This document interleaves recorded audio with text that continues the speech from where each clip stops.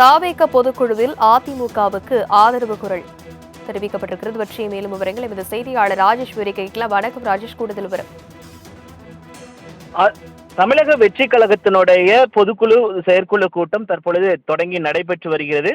அதில் பல்வேறு கட்ட அரசியல் அந்த தமிழக வெற்றி கழகத்தின் சேர்ந்த தலைவர்கள் பேசிக் கொண்டிருக்கிறார்கள். அதில் குறிப்பாக கட்சியினுடைய தேர்தல் பிரிவு செயலாளராக இருக்கக்கூடிய ஆதவ் அர்ஜுன் பேசிக் கொண்டிருக்கும் பொழுது பல்வேறு கருத்துக்களை தெரிவித்து வருகிறார். தொடர்ச்சியாக திமுக மற்றும் பாஜகவிற்கு எதிரான கருத்துக்களை தெரிவித்து வந்த வண்ணமே இருந்து கொண்ட அவர் தற்பொழுது அதிமுகவிற்கு ஆதரவான கருத்தை அவர் தெரிவித்திருக்கிறார்.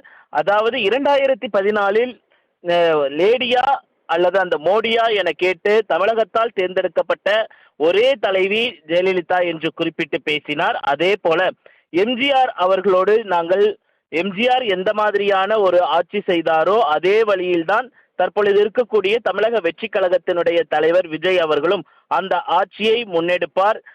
இன்றைக்கும் அழியாத புகழோடு எம்ஜிஆர் இருக்கிறார், அதே போல விஜயும் இருப்பார் என்று ஒப்பிட்டு பேசியிருக்கிறார். அதே போல சட்டப்பேரவையில் எதிர்கட்சிகளுக்கு பேசுவதற்கான அந்த அனுமதி என்பதை மறுக்கப்பட்டிருக்கிறது. ஜனநாயகத்தில் மக்கள் பிரதிநிதிகளாக தேர்ந்தெடுக்கப்பட்டவர்களுடைய ஜனநாயக குரல் என்பது நசுக்கப்படுகிறது, நெருக்கப்படுகிறது என்று அதிமுகவிற்கு ஆதரவாக பொதுக்குழுவில் ஆதவ் அர்ஜுன் பேசியிருக்கிறார்.